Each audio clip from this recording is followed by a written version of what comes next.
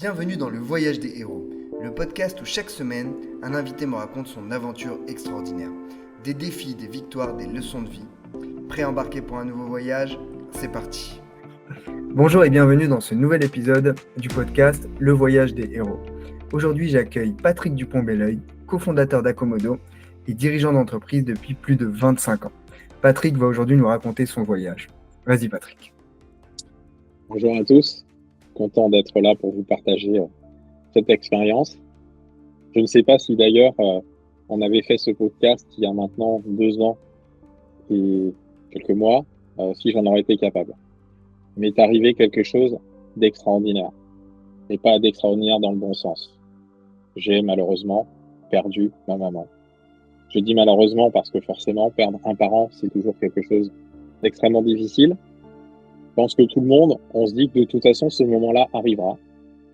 Et ça peut arriver de différentes manières. La mienne, ça a été le cancer. Alors, est-ce qu'avant son décès, je me suis déjà projeté ou posé la question que si ça devait arriver, comment je réagirais? La réponse est oui. Je m'étais déjà projeté en me disant, si un jour, moi, j'ai un de mes parents qui doit affronter le cancer, eh ben, il pourra compter sur moi. Parce que je serai là. Parce que je suis suffisamment fort de caractère. Parce que je suis plutôt quelqu'un qui est positif. Je suis plutôt le type de personne qu'on vient chercher pour remonter le moral.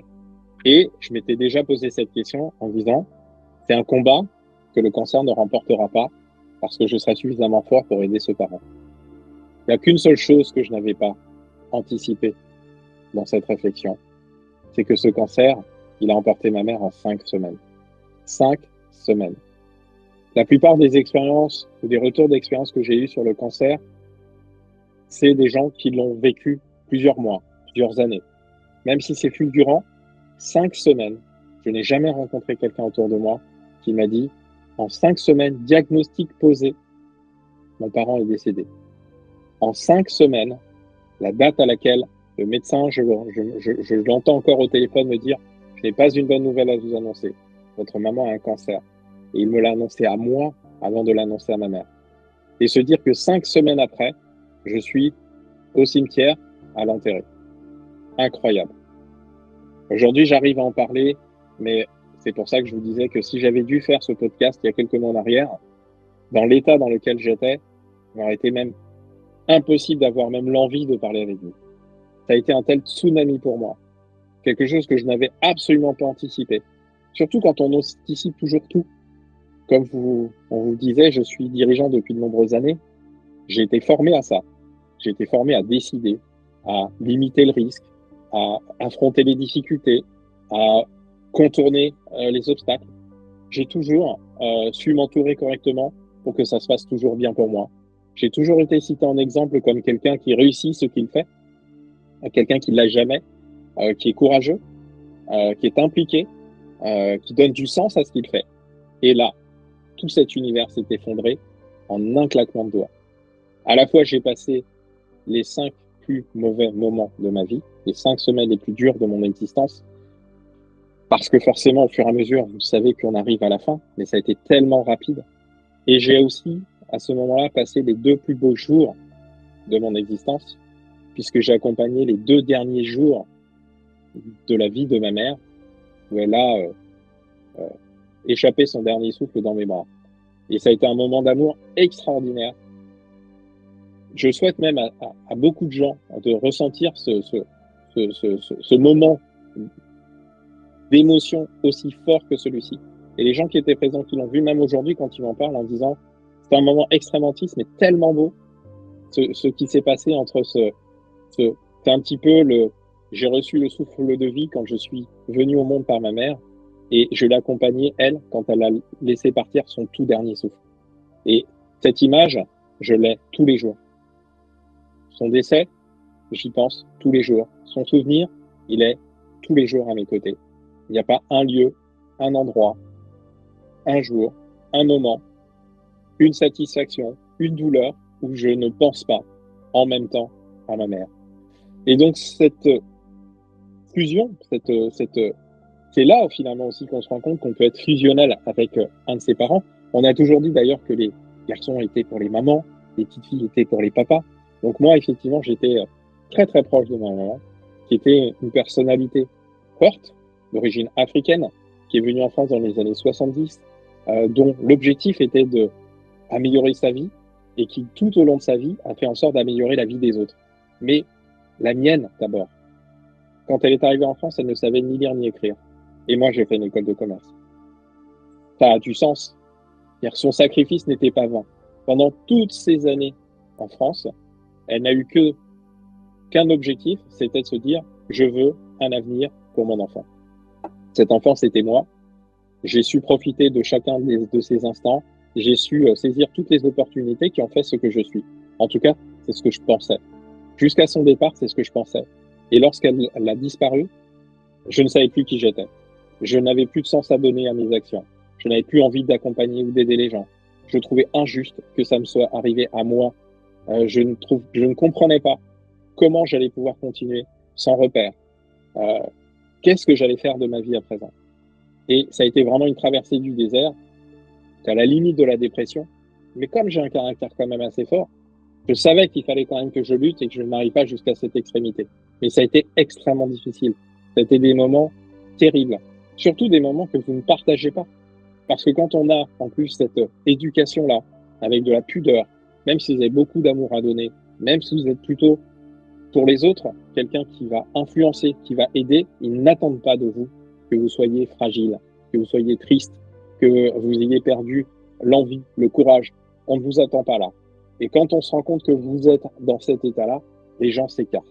Et pour aussi éviter ça, eh bien, vous faites bonne figure, mais en réalité, il y a une énorme douleur et une énorme souffrance. Et puis, en même temps, j'attendais quelque chose. Parce que dans ces 2 derniers jours que j'ai passés avec ma mère, elle m'a dit, de toute façon, je ne t'abandonne pas. Regarde les signes et tu verras que je suis là. Et donc, il est arrivé un moment donné où j'étais en colère. Alors, on dit que c'est la phase de deuil, mais j'étais vraiment en colère en disant, mais finalement, toutes mes croyances, ou tout ce qu'on peut attendre de qu'est-ce qui se passe après la vie, j'étais complètement perdu. Je n'avais plus de repères en disant, tout ça, il n'y a rien derrière. Il ne peut rien y avoir puisque je n'ai aucun signe. Il n'y a rien qui me rapproche ou qui me ramène. Comment on peut être aussi fusionnel et puis ne pas avoir un seul signe? Et le jour où je me suis posé cette question, où c'est un jour où vous êtes complètement démoralisé, il se trouve que l'après-midi, j'allais voir un spectacle à Paris, à Mogador. Ce spectacle, c'est celui du Roi Lion. Et pour ceux qui ont vu le spectacle, et pour ceux qui l'ont pas vu, je vous invite à le voir, parce que je crois qu'il a changé ma vie. En tout cas, changé ma nouvelle vie. Lorsque j'ai vu ce spectacle, il se trouve que Simba, le jeune lion, perd son père. Et que lorsque son père décède, il n'est pas là. Et quand il arrive, il est trop tard. Et c'est un petit peu ce que je me disais. Même si j'étais là pendant 5 semaines, je suis arrivé trop tard pour l'aider. Je n'étais pas suffisamment là tôt pour que on pose ce diagnostic et qu'on puisse l'aider, que je puisse faire ce que j'avais imaginé, l'aider à vaincre cette maladie. C'était trop tard. Je suis arrivé trop tard. Le diagnostic est arrivé trop tard. Et je vois donc la déprime. Simba quitte le village. Il ne veut plus du regard des autres. Il a honte. Il se sent il pense avoir manqué à son devoir. Pour lui, il a laissé mourir son père. Et c'est vraiment ce que moi aussi j'ai ressenti. Et puis, dans son errance, il croise quelqu'un, un sage, qui lui dit qu'il a mieux à faire que de se lamenter et que les gens comptent sur lui. Il doit absolument relever les défis. Et lui, il n'en a pas le courage et il dit que la seule chose qui l'intéresse, c'est de comprendre. Il n'a pas eu le temps de dire au revoir à son père. C'est la seule chose qu'il souhaite. Au moins le revoir au moins 24 heures. Et il lui demande pourquoi il a besoin de tout ça. Il dit parce que j'ai besoin de répondre à un certain nombre de questions. J'ai besoin de lui poser encore plein de questions. Et ce personnage lui dit, mais moi je sais comment tu vas avoir réponse à ces questions. Et tu vas pouvoir les avoir de ton père. Et donc, emballé, il suit ce personnage en disant, montre-moi, montre-moi. Et ce personnage, qui est un singe, lui promet, un vieux singe, un vieux sage, lui promet les réponses. Et il l'emmène à une mare. Et il lui dit, voilà, si tu t'approches, tu auras la réponse à tes questions. Simba se précipite. Il a l'impression qu'il va retrouver son père. Donc, il est très enthousiaste, plein de vivacité. Et là, il ne voit que son reflet. Et donc, il est énervé. Et puis, il s'adresse donc à ce vieux sage et lui dit, tu m'as menti. Je ne vois que mon reflet. Il dit, non, approche-toi encore un peu plus. Et si tu observes bien, tu vas voir. Il se rapproche davantage. Et là, moi, spectateur, c'est comme une révélation. Et en fait, je me dis, mais oui, en fait, c'est lui. Son père est en lui. Son père, c'est lui. Et moi, c'est pareil. Ma mère est en moi. Tout ce que je vois, tout ce que je ressens, tout ce que je vis d'elle, tous les endroits où je vais qui me rappellent à elle. Mais c'est parce qu'elle est en moi. Elle est continuellement en moi. Et là, ça a été vraiment un déclencheur. Quelque chose de dire, en fait, ce que je dois faire maintenant, et je me pose la question de ce que je vais faire, c'est transmettre tout ça. C'est à mon tour. Et je me souviens à ce moment-là aussi de la tristesse de ma mère quand elle-même a perdu sa mère, où moi-même je ne comprenais pas, où elle m'en parlait souvent, et à chaque fois elle me faisait les analogies entre ma mère avait fait ci, elle avait dit ça, c'était comme ci, c'était comme ça. Et je voyais ma mère se comporter comme si elle avait effectivement reçu ce témoin et qu'elle essayait de me passer quelque chose. Et là, à ce moment-là, j'ai compris, mais malheureusement, c'est à mon tour. Je dis malheureusement parce que c'est une énorme responsabilité. Et comment je vais faire ça? Et est-ce que je serai à la hauteur? Est-ce que j'ai suffisamment appris? Et comment je vais faire aussi pour lui montrer, moi, d'où elle est, que j'ai compris, que je vais y aller maintenant. Et donc, j'ai voulu lui rendre hommage d'une certaine manière, faire quelque chose de fort, quelque chose que je n'aurais jamais même imaginé être capable de faire. Et puis, en réfléchissant à tout ça, je me suis dit, mais cette femme, elle a eu une vie extraordinaire. Elle est arrivée dans les années 70 en France et elle a fait partie des premiers mannequins noirs de Saint-Laurent. Yves Saint-Laurent, une pauvre petite africaine qui ne sait ni lire ni écrire. Incroyable. Je ne vais pas vous raconter sa vie là, mais c'est une histoire incroyable qui m'a fait penser à un marathon. Par exemple, sa vie a été un marathon. Elle a dépassé ses limites pour arriver à faire ce que personne n'aurait pu imaginer. Pour ceux qui connaissent un peu l'Afrique et qui savent un petit peu les conditions de vie des familles qui n'ont pas forcément de moyens, c'est incroyable d'avoir quitté ce continent en n'ayant eu aucune instruction et arriver dans un pays aussi industrialisé et aussi riche que le nôtre et arriver à devenir quelqu'un. C'est incroyable. Faire un enfant et faire en sorte que cet enfant ait une place dans la société, devienne chef d'entreprise, c'est incroyable. Finalement, c'est pas moi qui ai eu ce parcours. C'est elle qui m'a amené à ce parcours. C'est un vrai marathon. Je dis, le seul moyen de lui rendre hommage, peut-être que c'est de courir à mon tour ce marathon. Aller au bout et lui montrer que je suis digne et que je suis suffisamment fort pour relever les défis, parce que moi aussi, j'ai couru mon marathon.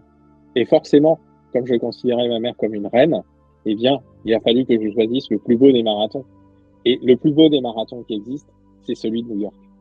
Alors non, je ne l'ai pas encore couru. Le marathon de New York, c'est le 3 novembre prochain. On sera 50 000. Ça veut dire que sur l'ensemble de la planète, il y a 50 000 personnes qui vont courir ce marathon. Et moi, je serai parmi ces 50 000 personnes. J'ai choisi ce marathon-là aussi pour ça. Faire quelque chose d'exceptionnel. Me dépasser complètement. Quelque chose que je ne suis pas capable, a priori, de faire au moment où je prends la décision. Mais l'envie de la remercier, de lui rendre hommage, est tellement fort que l'enjeu n'a plus d'importance. C'est l'envie qui prend le dessus de l'enjeu. Et donc, je décide de m'inscrire, je le fais. Je parle d'ailleurs de ce projet à quelques personnes qui me disent « Mais c'est extraordinaire ce que tu fais pour ta maman, j'adorerais le faire pour la mienne. » Je dis « Ben, soit !» Et du coup, j'ai récupéré des prénoms de différentes mamans qui ont quitté aussi cette vie et je les ai mis sur un t-shirt. Et en fait, on a créé carrément un logo, une charte graphique avec marqué Run for You Mom. Et dans le U, on y a intégré 50 prénoms de mamans pour qui je vais courir. 50 âmes qui nous ont quittés pour qui je vais courir. Forcément, pour moi, le plus important, c'est celui de ma maman. Mais je me sens porté par l'énergie de toutes ces mamans. Et finalement, ces mamans, c'est aussi les mamans de mes amis. De toutes ces personnes, c'est aussi faire quelque chose pour eux. Parce que s'ils sont mes amis, c'est qu'ils ont fait quelque chose pour moi. Donc c'est aussi leur rendre quelque part hommage au travers de quelque chose que personne, il n'y a rien de plus fort que de rendre hommage à leur propre maman que de faire ça. Donc c'est aussi un témoignage, un remerciement de tout ce qu'ils ont pu faire pour me soutenir. Donc ce projet, il dépasse tout entendement. Alors une fois qu'on a fait ça, une fois qu'on a pensé ça, ben là on rentre dans le vif du sujet. Il va falloir le courir ce marathon. Et alors je commence par m'acheter des baskets chères. Parce que les marathoniens, ils ont des belles baskets. Mais ça suffit pas. Première sortie, au bout de 2 km, je rentre chez moi. Exténué. Or, moi, j'ai 240 km à courir. Et déjà, au bout de 2 km, je suis incapable d'aller plus loin. Catastrophe. Et là, forcément, on se pose. Et on se dit, il faut le réussir, cet objectif. Qu'est-ce que je fais? Qu'est-ce qu'on m'a transmis jusqu'à maintenant qui me vont donner la capacité d'y arriver? C'est mon métier. Je fais de la conduite de projet. Il faut que je revienne à des fondamentaux. Quand on me demande d'aider quelqu'un qui pense que tout est perdu et qui fait appel à moi pour l'aider, je reviens à des fondamentaux, à des choses simples. Et je construis les étapes après étape. Je suis dans l'itération. Je ne passe pas à l'étape d'après tant que la première n'est pas validée. Je planifie tout ça. J'organise tout ça. Je me renseigne, je me forme. Je commence à dévorer tout ce qu'on peut trouver sur le web. Je commence à acheter tous les bouquins sur le marathon. Je commence à entrer en communication avec un certain nombre de personnes qui l'ont fait. Je télécharge des applications. Et puis, je m'inscris dans une salle de sport. Et puis, je commence vraiment à rentrer dedans, tout doucement, en disant, on ne peut pas griller les étapes. Il y a une planification, je vais la suivre, mais je vais surtout faire confiance aussi aux gens qui savent. Et donc, je m'entoure. Je prends un coach sportif. Je vais voir une nutritionniste. Je vais voir mon médecin. Tous ces gens-là, je les associe à mon projet parce que le seul objectif, c'est d'y arriver.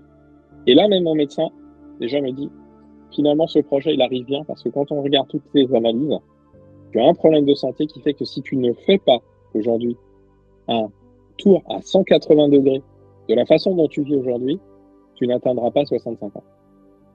C'est aussi là un énorme choc d'apprendre ça en disant, mais c'est pas irréversible.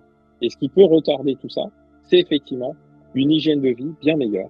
C'est beaucoup de sport, c'est une meilleure alimentation, un meilleur sommeil, moins de stress. En tout cas, il faut que tu prennes soin de toi. Et là, je me suis dit, mais finalement, tous ces signes que j'attendais, ils étaient là, devant mes yeux. Parce que tout ça, c'est un fil rouge qui m'a emmené jusqu'à ce médecin qui m'alerte et qui me dit, dans 65 ans, à 65 ans, c'est-à-dire dans 10-12 ans, j'en ai 52, t'es plus là. C'est énorme de vous dire ça. Et qu'est-ce qui m'a amené à ce que ce médecin puisse me dire, t'es plus là? Ma mère, son souvenir, cette souffrance, les signes, la décision, tout ça, finalement, pour moi, était logique. Oui, elle a toujours été là. Ces signes étaient là et elle me disait, il va falloir que tu apprennes à observer, à voir ces signes. Et en fait, ils étaient là. Et j'étais tellement impatient, je voulais tellement que ce soit simple et rapide que je n'ai pas vu. Et que finalement, quand on sait attendre et qu'on observe et qu'on s'entoure et qu'on fait confiance, eh bien, on arrive effectivement à avoir la bonne information. En tout cas, tout ça aujourd'hui, comme vous voyez, je ne suis pas démoralisé, je ne suis pas déprimé. Mon entraînement, ça va faire maintenant, on est en octobre, ce podcast est en train de passer au mois d'octobre. Ça fait maintenant 1 an que j'ai pris cette décision. Ça fait 8 mois que je m'entraîne. Il va me rester 4 semaines avant d'aller courir ce marathon. Le plus dur est derrière moi, puisque la plus grosse des préparations a commencé 12 semaines avant le marathon. Je pense que j'ai énormément appris sur moi, sur les gens, sur l'effort, sur l'échec, sur la patience, sur la planification, sur le résultat, sur les indicateurs, sur tout ce qui fait la réussite d'un projet. Et je pense que ce projet était tellement important pour moi que je n'ai absolument rien négligé. Et c'est pour ça que je suis sûr et certain que je vais franchir cette ligne et que je serai parmi ces 50 000 personnes, ces seules 50 000 personnes qui vont courir ce marathon de l'édition 2024. Et le lendemain de la course, mon nom sera dans le journal du New York Times où il y aura marqué que Patrick Dupont-Baloy a couru le marathon de New York avec tel temps. Mais quel hommage pour ma maman, pour ses mamans, au-delà de moi-même. Mais finalement, moi, ce que je retire de tout ça, c'est que, c'est aussi un signe de plus. J'ai réappris mon métier. J'ai réappris ce que c'était que l'écoute, l'observation, l'humilité, la résilience. Qu'est-ce que c'est que la résilience? C'est vraiment ça. C'est pas quelque chose qui vient tout seul. La résilience, si on n'y travaille pas, si on ne se donne pas, si on n'a pas... Je me souviens un jour, quand j'étais petit d'ailleurs, en vacances en Afrique, quelqu'un, justement, sur la première expérience de la mort, m'a dit que pour remonter, il fallait savoir descendre tout en bas. Et que la tristesse, c'était ça. Et que ça permettait justement de pouvoir rebondir et de remonter. Eh bien, c'est exactement ce qui m'est arrivé. Il a fallu que je retouche à nouveau le fond pour redonner du sens à ma vie. Et c'est pour ça que j'ai un peu l'impression d'être dans une nouvelle vie, avec un nouvel oxygène. Ça m'a fait rencontrer plein de gens qui m'ont appris des choses que je ne connaissais pas. Peut-être que je pense que je suis moins arrogant. Je pense que je suis plus humble. Je pense que je suis plus sensible. Je pense que je suis plus ouvert. grâce à toute cette expérience. Et finalement, voilà, cette expérience-là, à moi, qui était une expérience douloureuse, négative, qui me marquera à jamais, parce que bien entendu, aujourd'hui, je ne souffre pas de ne pas être loin de ma mère. Je suis heureux d'être avec elle chaque jour. Et c'est ça aussi que ça a changé dans mon regard. Aujourd'hui, je suis toujours avec elle. Et tout ce que je fais me guide, c'est ma force intérieure, c'est mon mentor. J'ai eu des mentors par le passé qui m'ont boosté pour apprendre ce que je sais.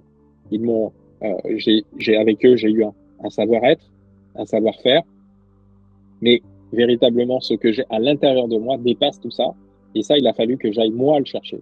Et c'est toute cette expérience, tout ce parcours-là qui m'a appris à aller chercher au fond de moi. Et souvent, on vous dit, allez chercher au fond de vos tripes, allez chercher au fond de vous.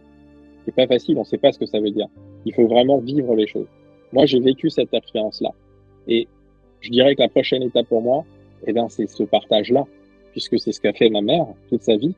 Elle a, d'ailleurs, à son décès, vous savez, dans la culture africaine, il y a une cérémonie au bout de 40 jours. Et on considère que c'est ce jour-là où son âme quitte véritablement chez nous pour aller ailleurs. Et là, il y a énormément de gens qui viennent, qui parlent d'elle. C'est un jour joyeux, mais c'est aussi la fin du deuil. Pas pour moi, mais pour ces gens-là, oui. Et ce jour-là, beaucoup de gens m'ont dit, il n'y a pas une personne de la communauté, du bébé jusqu'au vieillard, qui n'ont pas reçu de ta mère. Et ce 40e jour de son deuil, j'ai aussi appris qui elle était, parce qu'elle était tellement humble. Je savais qu'elle aidait des gens, mais pas à ce point. J'ai été halluciné par le nombre de gens qu'elle a pu aider, financer un baptême, un mariage, des écoles, la santé. Elle a plus donné pour les autres que pour moi-même. Mais finalement, quel héritage extraordinaire. J'étais extrêmement fier d'être son fils le jour de son 40e jour, parce que c'était ma mère qui avait fait tout ça. Et c'était aussi une énorme responsabilité. Et c'est ça, aujourd'hui, je pense que je vais pouvoir transmettre, c'est cette continuité. À mon tour, de partager et d'apporter tout ce que j'ai reçu. Et cette dernière expérience, c'est qu'elle m'a fait vivre là, sur ces derniers mois, c'est justement parce que maintenant, je sais ce que je dois faire. Mon métier, déjà, j'étais un passionné, je l'adorais, c'est de faire de la transmission de toute façon. Mais la façon dont je vois aujourd'hui mon métier, la façon dont j'ai envie de faire les choses, aujourd'hui, pour ceux qui vont avoir l'opportunité de le faire avec moi, vont vivre une sacrée expérience. Et eux vont m'en faire vivre aussi. Voilà, c'était mon histoire. C'est ce que je voulais vous raconter. Alors, je pense que peut-être vous aurez une petite pensée pour moi si vous notez, vous mettez une croix dans le calendrier, notez le 3 novembre. Vous verrez certainement au journal le marathon de New York et dites-vous, là, parmi ceux qui ont passé la ligne, il y a Patrick Dupont-Ballet. Wow.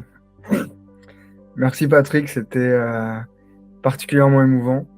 En fait, moi, là, c'est la deuxième fois d'affilée que je l'entends, l'histoire, étant donné qu'on a préparé le podcast une première fois. Et je t'avoue que tu m'as séduit à chaque fois. Donc, beaucoup, beaucoup d'émotions dans ce que tu nous partages. Là, c'est le moment où je suis censé donner un petit tips, un petit truc autour du storytelling. Et je t'avoue que je vais aussi prendre quelques secondes pour, Pour redescendre. c'est ça, pour redescendre avec tout le monde parce que ton histoire, elle est vraiment belle, elle est vraiment émouvante, elle est vraiment sincère. Tu as réussi à nous transmettre vraiment tout ce que tu avais vécu. Et peut-être qu'un des éléments sur lequel je peux rebondir, c'est ta capacité à nous faire visualiser les choses. Ça, c'est quelque chose qui est très important en storytelling et que tu fais très, très bien. Tu utilises des figures qui sont très, très fortes visuellement, très, très poétiques. Le moment où tu dis qu'elle t'a donné son premier souffle, enfin ton premier souffle, et que tu as été là pour l'accompagner sur le dernier, je trouve ça particulièrement incroyable. En fait, merci vraiment d'avoir partagé ça avec nous. Vous qui nous écoutez, je vous invite vraiment à utiliser des éléments visuels au maximum quand vous racontez votre histoire, afin que la personne puisse la vivre aussi et se projeter. Ça aurait été totalement différent si tu nous avais juste dit j'étais présent le jour de son décès. Là, on était presque avec toi dans la pièce, donc, dans la chambre. Donc, merci pour tout ça.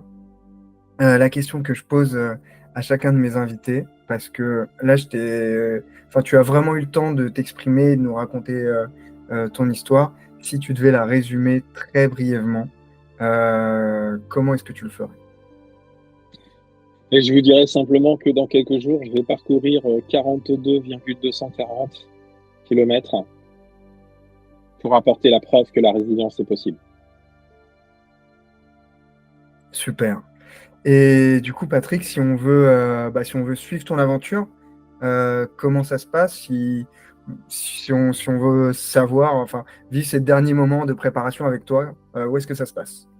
Bah déjà, vous pouvez aller, j'ai créé une page Facebook qui s'appelle Patoche à New York. Voilà. Donc, vous retrouverez finalement tout ce qui s'est passé depuis le moment où j'ai décidé d'y aller. Vous verrez aussi la transformation physique sur le poids et sur... maintenant, je suis un peu plus musclé. Enfin, en tout cas, beaucoup moins gros.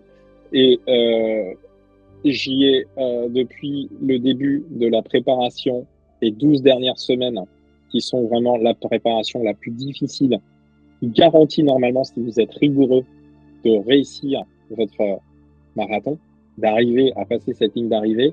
J'ai trouvé extrêmement important, puisque je ne savais pas dans quoi je me lançais. Tout le monde m'avait dit, tout ce que tu as fait avant, c'est de la préparation pour gérer les 12 semaines. Ces 12 semaines, eh ben, vous allez les retrouver effectivement sur ce que j'ai partagé. Il m'en reste encore quelques jours, quelques semaines à vous partager. Mais effectivement, si vous allez donc sur ma page, il y a aussi un compte TikTok, il y a quelques vidéos, il y a Instagram avec des photos. J'ai essayé d'y mettre de cette aventure, de ce partage pour ne jamais oublier. Mais de toute façon, on n'oubliera jamais parce que quand j'aurai passé cette ligne d'arrivée, mon prochain défi, et je pense que c'est ce qui me tient aussi, c'est-à-dire il faut se fixer des... Voilà, c'est ça la résilience. Il faut toujours y croire. Il faut aller au bout de ses rêves. Il faut se fixer des enjeux. Il faut se fixer des défis. Le prochain, que je n'ai jamais fait non plus, j'écrirai cette histoire. J'écrirai ce qui m'est arrivé, comment tout ça est arrivé et comment j'ai vécu ces sensations. Et donc, il y aura aussi bientôt un livre, pourquoi pas une conférence. En tout cas, cette histoire, elle m'aura... C'est le début de ma nouvelle vie. Et donc, cette nouvelle vie, elle va aussi commencer avec énormément de partage. Wow. Et si on veut travailler avec toi, si on veut pouvoir bénéficier de tous ces enseignements qui t'ont été transmis, euh, comment est-ce que comment est-ce qu'on te contacte? Est-ce que n'importe qui déjà peut te contacter? Alors, il se trouve qu'en plus, quand on parlait de Signe tout à l'heure, il se trouve qu'on a monté avec un associé qui s'appelle Dominique Morin, une société à mission. Et quand on a créé cette société à mission, c'était aussi de se dire, il faut qu'on arrive à aider des personnes qui, d'une manière ou d'une autre, subissent une discrimination dans la conduite de leur projet. Et cette discrimination, derrière le mot discrimination, souvent, il est mal utilisé. Moi-même, vous voyez, je suis métisse, je suis gay. Je sais ce que c'est que la discrimination, a priori, mais en fait, c'est bien plus large que ça. Et la discrimination, elle peut être justement liée au fait de ne pas vous donner suffisamment de positif pour que vous atteigniez votre objectif ou que vous releviez vos défis. Je l'ai vécu d'ailleurs dans la préparation marathon. J'ai été discuter sur des réseaux sociaux. Il y a des gens qui m'ont dit que j'étais nul si je n'étais pas capable de courir à moins de 3 heures et qu'il fallait mieux que je reste à courir dans les forêts autour de chez moi, mais pas de me lancer dans un projet comme celui-ci, avec des mots assez durs, assez méchants qui peuvent complètement vous démoraliser. Et puis j'ai eu aussi des gens qui m'ont encouragé en disant les écoute pas, de toute façon ce que tu fais, si tu fais ça, voilà, reste concentré sur ton objectif. Eh bien, c'est exactement la même chose finalement. C'est qu'on a envie d'aider et d'accompagner des personnes à qui on a dit c'est pas possible. C'est pas possible parce qu'on te donne pas l'argent, on trouvera l'argent. C'est pas possible parce que tu es une femme. Aujourd'hui, on s'en fout. C'est pas possible parce que tu es une tapette. Eh ben, il y a d'autres valeurs qui peuvent être utilisées parce que tu es une tapette. J'utilise ce terme-là, je peux me permettre. C'est un écart, mais c'est pas une insulte. C'est pas possible parce que tu es d'origine étrangère. C'est pas possible parce que t'as pas fait suffisamment d'études. C'est pas possible parce que t'as pas les compétences. C'est pas possible parce que tu crois jamais rien de ta vie. Ben souvent, effectivement, tout ça, c'est possible s'il n'y a pas un petit déclencheur à côté, un petit détonateur, une assistance à côté qui va faire que tout ça va s'inverser. Exactement comme ce que moi j'ai vécu. Et donc, on a créé cette entreprise à mission pour ça, pour accompagner tous les porteurs de projets et faire en sorte que ils ont osé, ils ont pris une décision. Maintenant, pour le déployer et le faire, ils sont pas obligés de tout savoir, ils sont pas obligés de tout maîtriser, mais ils ont obligation d'aller chercher les ressources pour le faire. Eh bien, nous faisons partie de ces ressources-là. Donc notre cabinet s'appelle Accomodo. C'est même depuis pas très longtemps devenu Accomodo Group, où autour de moi, 7 chefs d'entreprise accompagnent et apportent aussi leur expertise pour permettre à des sociétés d'aller au bout de leur projet. Donc c'est assez facile de nous trouver puisque nous sommes présents sur tous les réseaux professionnels où nous pouvons l'être. Il y a un site internet qui existe, accomodo.fr, tout simplement par mail, simplement contact@accomodo.fr. Et puis, si vous suivez ma page, vous allez voir un peu mon histoire en message privé. Il y a plein de manières de rentrer en contact avec moi. Il suffit simplement de le vouloir. Et ensuite, on échange, on discute, on parle de votre projet, on parle de votre défi, on parle de vos enjeux, et on voit si on peut faire un petit bout de chemin ensemble. Et si c'est possible, eh ben, on en sera ravis. Et si c'est pas possible, eh bien, vous ferez partie de mon réseau, je ferai partie de votre réseau, et ça fera une rencontre de plus, tout simplement. Super. Bah écoute, merci beaucoup Patrick. Merci d'être venu dans ce podcast et d'avoir partagé ton histoire aujourd'hui. Merci beaucoup de m'avoir permis de passer aussi cette étape. Ça faisait aussi partie de mon projet. Je suis très fier de ces nouvelles victoires, c'est-à-dire de pouvoir parler de ma maman avec beaucoup de plaisir et pas de tristesse ou de déprime. Au contraire, j'étais fier de vous parler de moi au travers elle. Donc merci pour ça. Merci beaucoup et à bientôt. À bientôt.